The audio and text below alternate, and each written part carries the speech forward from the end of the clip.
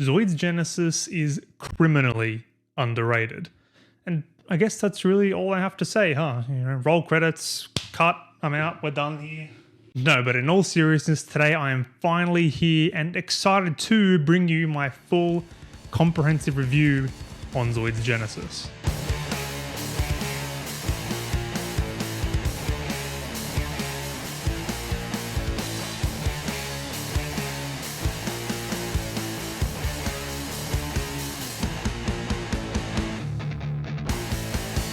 Now, where do I begin with this spectacular series? I guess I can start by explaining to you kind of why it is so underrated. And most of that realistically comes down to the fact that nobody's seen it. Zoids, in and of itself, is already a really niche series. Especially in the West, we all know this, but what happens when you take a niche series like Zoids and then borderline exclusively air it in Japan? You get Zoids Genesis. Genesis is the only series to air near exclusively in Japan. I hear along the grapevine that some episodes might have been broadcasted in Southeast Asia, but I can't exactly confirm that. But seriously, even the new Wild and Wild Zero series both have English dubs, and the original Wild is literally available on Netflix. Now personally, I only got to watch Genesis back in 2016 or so, I want to say, which is over 10 years after its initial release. I knew it existed when I was a kid because I would see kits of the Hayate and Mugen Liger around, but never truly knew where they were from. And now before I go any further, I just want to preface this by saying this video will contain spoilers for Zoids Genesis, so if you haven't seen it, be prepared for that. If you have, congratulations, you're one of the very few. Anyway, for most of you that know what Zoids is but don't know what Genesis is, I'll give you a quick rundown before I go into detail by comparing it to another animated series from 2005. Essentially, think Avatar: The Last Airbender, but for Zoids. I know it's a stretch, but hear me out. We've got Aang as Ruuji, a passive kid who's sucked into a war and ends up being pressured to fight a battle he simply isn't ready for, who then goes along a journey which then showcases the impact this war has caused all over the continent, which then strengthens his resolve and mastering all the elements he can on the way, which in Genesis' case is the three Ligers. We've got everything changing when the Fire Nation, in Genesis Digald, attacks. We've got our Fire Lord, or Jiin, and our bad guy turned good guy rival who works directly under the Fire Lord, in Genesis' case, Zairin. Obviously there are plenty of differences, and to be frank, Avatar does just tend to have stronger character arcs, which is really helped by having a 3-season structure and 11 more episodes. But at the end of the day, they certainly have a lot of parallels, and if you enjoyed something like Avatar: The Last Airbender, you may very well enjoy something like Zoids Genesis. Which leads me into why I even brought this comparison up at all. Essentially, because of the way these series are so similar and because of the widespread love and audience of something like Avatar: The Last Airbender, I feel as though a show like Zoids Genesis had the most potential of any other Zoids series to genuinely become mainstream in the West, if it had that chance. I also always considered Genesis to be the least Zoids type of Zoids series out there.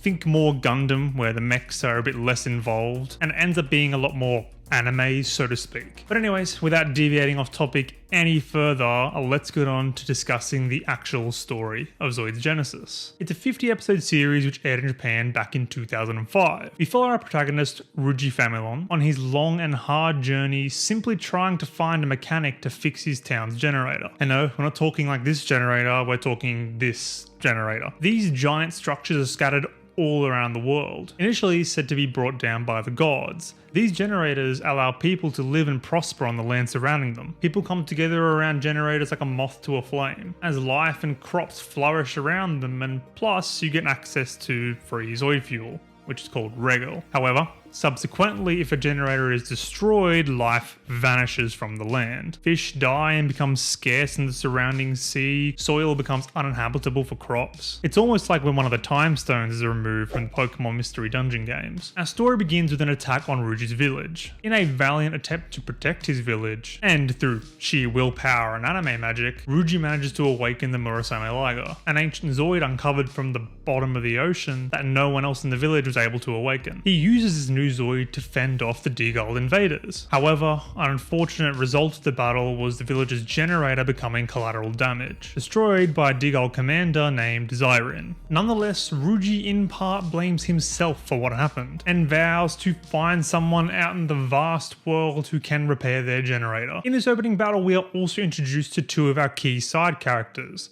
Rakan and Raimi, piloting the Sword Wolf and Land Stag respectively. Feeling partially responsible for the way the battle ended up going, and out of the kindness of his own heart, Rakan offers to help Ruuji in his pursuit of finding a mechanic to fix their generator. This journey spans far and wide, with many key moments for Ruuji to develop as a character, especially in the beginning when he gets to see how vast the world actually is, and you see him get impressed with cities and things like maps even, because realistically he's never actually left his seaside village home. Along the way we meet a few more key characters, those being Kotana Elegance, Thundergara, Roy Mangan, and Seijuro. I'll touch base on all of these characters a little bit more in depth later on. But let's quickly discuss our enemy faction Digald, or our Fire Nation so to speak. Digald has an interesting history. To oversimplify it, the King of Diga made a trade offer with the people of the sky. Trust me, we'll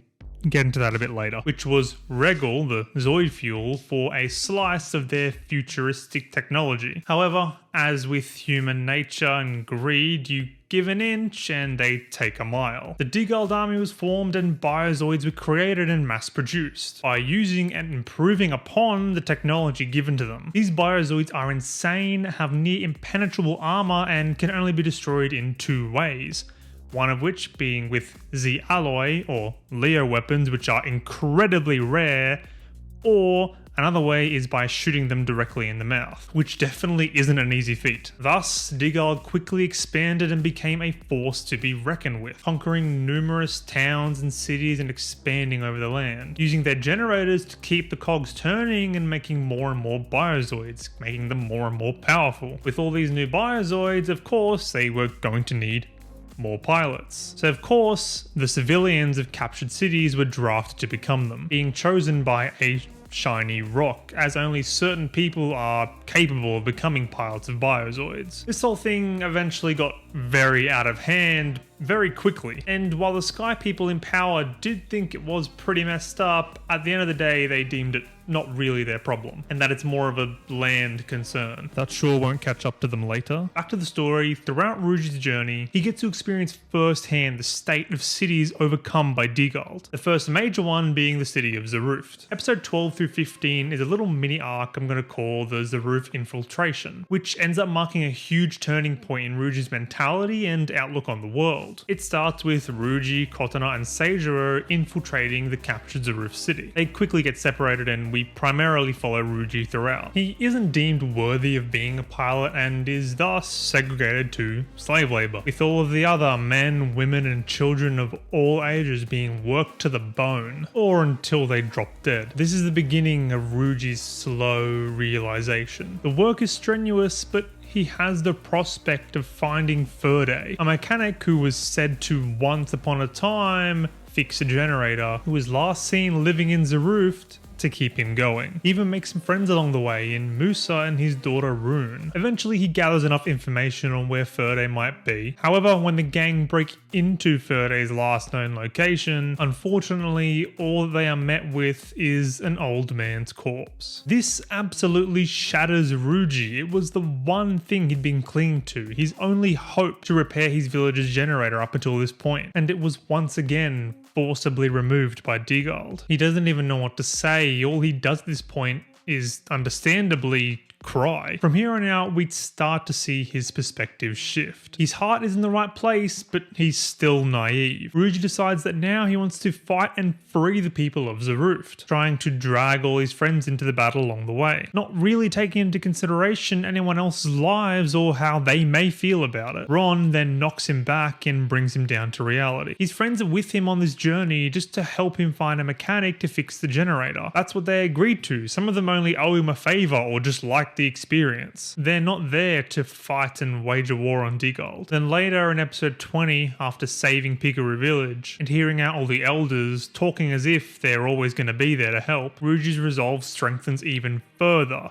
he realizes that even if he does manage to find a mechanic to fix his generator, while Digald's still around, there is a high probability that it will just be destroyed again. A bit of time has gone by and Ruuji has improved himself in battle, even defeating Commander Georg with his Volt Hayate Liger, who Rakan couldn't even defeat. Thus, once again, after a bit of time and with a bit more experience under his belt, and of course in a much more open-ended and respectful way, asks his friends if they feel as though there's something more important they should be doing rather than looking for a generator mechanic. You can tell he's grown so much since last time as well. He's a lot less rash and has clearly thought it through a lot more, bringing up the fact that there are a lot of fringe factions all around the continent fighting their own independent battles against Digald, and if we were to bring them all together, it could make a formidable force. This is when we learn Rakan's backstory. He was a feudal lord who was once faced with the decision of fighting a much smaller Digald in a battle that he potentially could have won.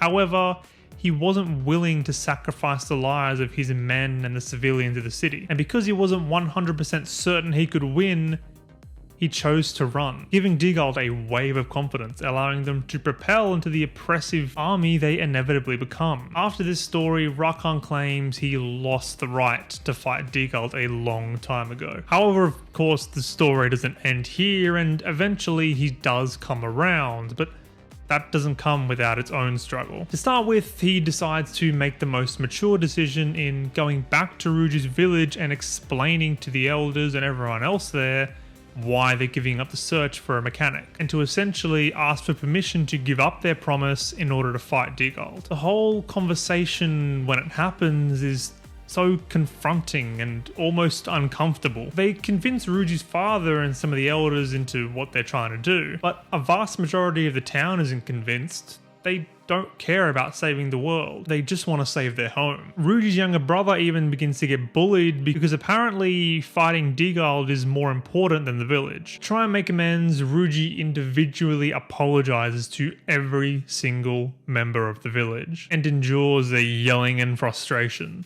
which Rakan also takes part in. And this endurance is something he respects most about Ruuji. In the end, they do leave the village with the village's good graces and a lot more hopes riding on their shoulders. After this, to summarize, we get into a lot of politics regarding trying to form the Digald Suppression army, which go to battle against Digald. That ends horribly in a massive disaster with plenty of casualties, as nobody is working in unison because, well, nobody knows each other. They rushed into things. You can't just lump a bunch of people together fighting a common enemy and expect them to work as a team. This lack of preparation is pointed out and foreshadowed by Ruuji. By the time, he was far too reserved to speak up and act upon those feelings. In the aftermath, we get plenty of finger poking at who to blame. And around the continent, through many stages of Chinese whispers, a lot of it gets pushed onto Ruuji, the pilot of the Blue Liger, who was apparently rumored to be either some sort of glory hunter or a coward. Yet these same people don't even know that Ruuji is just a kid, nor the fact that that description couldn't be any further from the truth. Our first encounter of someone with this mindset is with Gabal, lover of Dinga, one of the fallen commanders in that first battle. She acts as the catalyst for Ruuji to reflect on the ripple effects of the resistance he started, how others might view him even if untrue, and how some could even hear of the good he did, but dismiss it all in the end and still deem him a villain because their loved ones didn't return home. It is a lot for a kid to take in and is another obstacle that he needs to overcome, paired with other issues he has, like always overexerting himself when he is just one kid. Now, I'd like to take a step back for a second and look at Zairin, as well as Digald itself a bit further and how they've actually progressed throughout the series up until this point. It is quite interesting seeing behind the curtain to the enemy faction and how they run their operations and all of that good stuff, but to be perfectly honest, it is kind of boring to sit here and talk about in a video like this, and I feel like it's a lot better experience firsthand when watching the show. A lot of it could essentially boil down to political talk, and some aspects are a bit dialogue heavy, but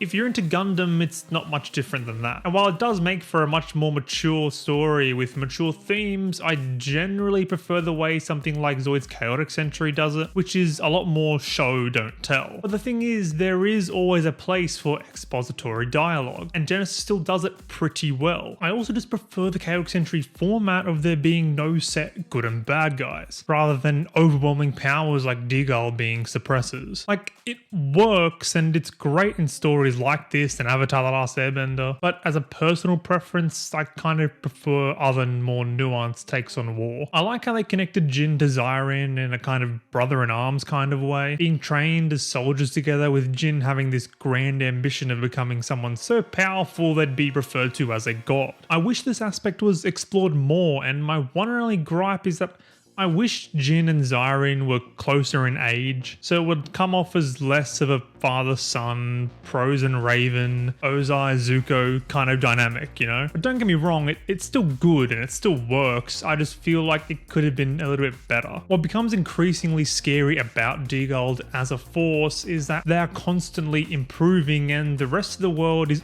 always on the back foot. Only Leo weapons can damage Biozoids? Okay, here's some flying Biozoids that you cannot reach with your blades. Plus, here's the Biovolcano, which is impenetrable to Leo, and has a charged particle cannon. Now what are you gonna do? Here's where our story takes a fun little turn. With no other avenues left, our heroes turn to the people of the sky. This is where we learn all the nitty gritty about what's going on behind the scenes. We learn people like both Ron and Felmare were people of the sky that were sent down with specific purposes. Ron to aid Ruuji in forming an army strong enough to hold back Digald, and Felmare to watch over Digald in order for them not to tip the scales so far into their favour. Obviously, we learn she doesn't care about that at all and just finds it fun seeing Jiin do absolutely crazy shit, which leads Digald to become the oppressive force that it is, and inevitably allows them to bring the people of the sky back down to reality. Literally. Before that, let's jump back a bit.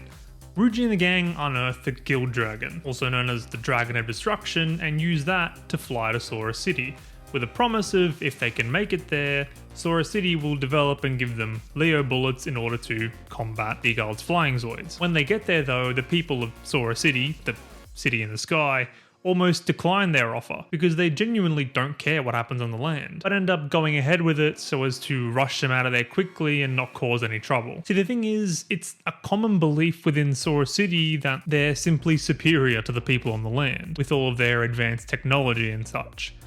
Essentially, the war going on the land is nothing more than something like a reality TV show for them, and they show little to no sympathy for the situation, even though it was their actions trading with Digald that caused the situation to begin with. The way they kind of act is almost like WALL-E in a way. The way Ron explains it, generators were created to bring life back to Earth after God's fury wiped it all out. However, because it took hundreds of years to produce these generators, people got complacent. They ended up losing interest in going back to the land and decided to remain living in the sky forever, which Ron himself even believes is a grave mistake. Soon after this, we have the attack on Sora City, which ends in its destruction. And essentially, Sora City falls from the sky, all its inhabitants escape on the Guild Dragon they once hated, and are forced to live on the land with everyone else in the war-torn world they caused. Within this little arc, we get some key details, one of which being Jin's betrayal of Zairin, implanting a life-draining device into the biovolcano, killing him ever so slowly the more he pilots it. Now we get to delve into Zairin's change, his discovery. He arrives back on the land and soon enough finds his old unit being attacked by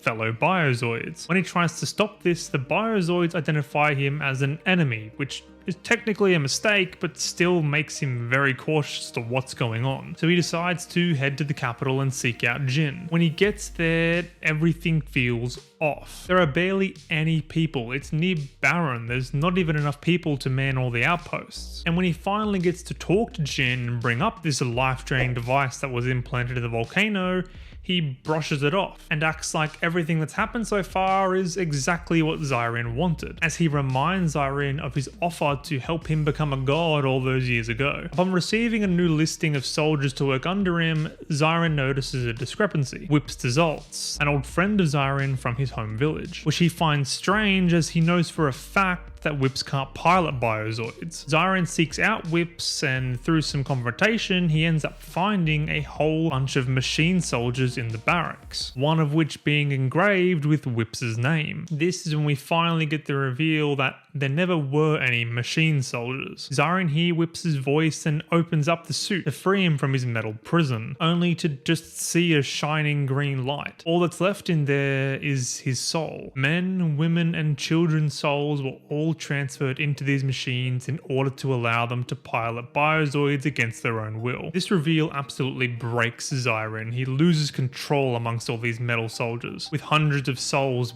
begging him to free them too. Everything he fought for was a lie. It literally brings him to tears. And finally, he understands where Ruuji is coming from, with them both coming to the realization that the true enemy is Jiin himself. This also explains how Digald grew so large as an army. The council in Sora City was so confused as to how Jiin found so many people that were compatible with Biozoids, as the compatibility rate was meant to be extremely low so they couldn't get out of control. But this restriction was circumvented by harvesting souls and putting them in machines. How this was done though is never truly explained and is a little bit annoying as it leaves a lot of questions. But personally, I just boil it down to more Sora City technology being manipulated in a way it wasn't supposed to. I mean, they could heal a person with cancer in like a minute. They have a lot of crazy shit. In the end, Zairin and the human remnants of Digald end up joining the Digald Suppression Army to come together and form the Jiin Suppression Army. It's obviously met with a lot of conflict as there are so many whose lives were destroyed by Digald, including Ruuji's himself. He proposes the idea, but when push comes to shove, he can't even bring himself to shake Zairin's hand. Eventually, when Ruuji does confront him, Zairin doesn't deflect any of the blame. He admits that he was fully in control when he destroyed Mirodo Village's generator and in all the battles where he killed Ruuji's comrades, and plans to atone for those sins by killing Jiin,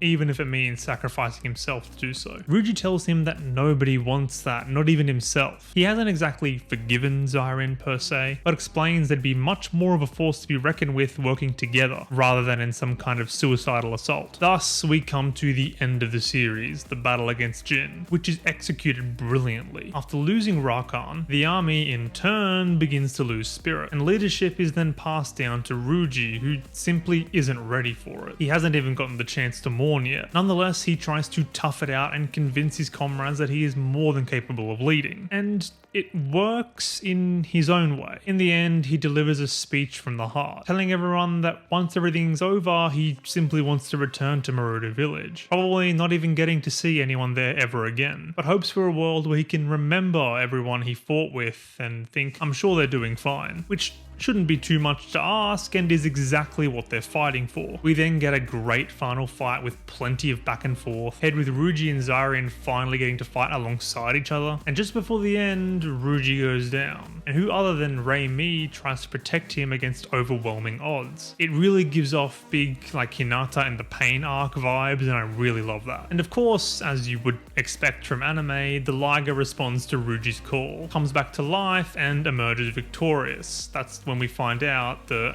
vaulting system allowing the Liger to change forms is technically it reviving itself. It has the ability to regenerate. Oh, and of course, Rakan comes back and helps finish the fight. He is alive. How about that? I actually don't hate that. I think it's quite cool he survives and they explain it quite well, but still, it feels kind of funny. But then that's it. The war over Jiin is over. And I think my biggest gripe with this series is that it just ends after that. The battle's over and Ruuji heads home like he set out to do, with the generator being fixed thanks to the Murasame Liger's regenerative powers. So it's like the answer was always right there under their noses without anyone ever even knowing it. But then there's just nothing else. I really wanted to see what other characters did with their lives. I would have loved some sort of epilogue or even just one small speech from me to Ruuji trying to convince him to stay and not go back to the village or something. In the end, it's just not as satisfying as I would have liked it to be. We don't really get any closure and that's a shame, especially with the amount of great characters we had built up throughout the whole series. To be fair, it's not like any other Zoids series really did this unless you count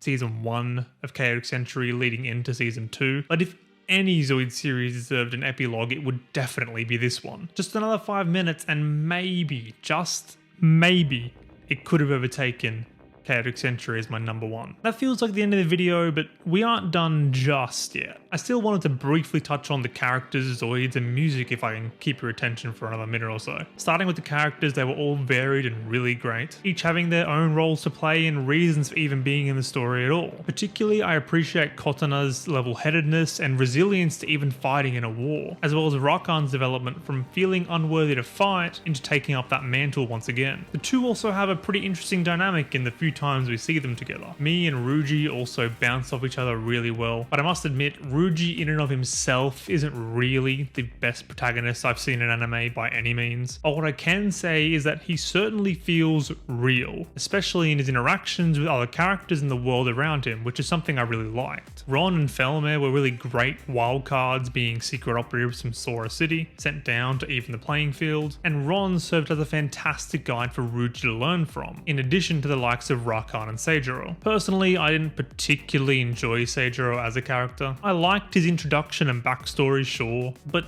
in the end he ended up just becoming the strong silent type with the sword. That felt a little bit boring. The last of the main cast is Garaga, who worked really well as an emotional support for Ruuji. The big tough guy ended up being a softie who helped Ruuji understand his feelings and better act upon them. Zairin works well as a rival throughout the series, and again, while similar to Zuko, doesn't quite serve the same role, nor have the same impact, but his eventual revelation in the end was really satisfying. Jiin plays well into the role of just being evil for the sake of it. He's got a hunger for power that can't be quenched and a god complex to boot. It's not my favourite type of character, which is why I felt him being closer to and closer in age to Zairin would have been really beneficial. I even feel as though Zairin stealing the show and finishing off Jiin in the end would have been really satisfying if they had that closer relationship and build up, and it would have been a cool way to defy many expectations. Now to the Zoids themselves, we get some pretty damn cool ones. The main Ligers, Murasame, Hayate and Mugen are all absolutely amazing, and if I didn't grow up with and have an overwhelming bias for the Liger Zero and its CAS, I would probably say these Ligers much cooler. The Sword Wolf's kinda cool, but not really a favourite of mine. The Land Stag though is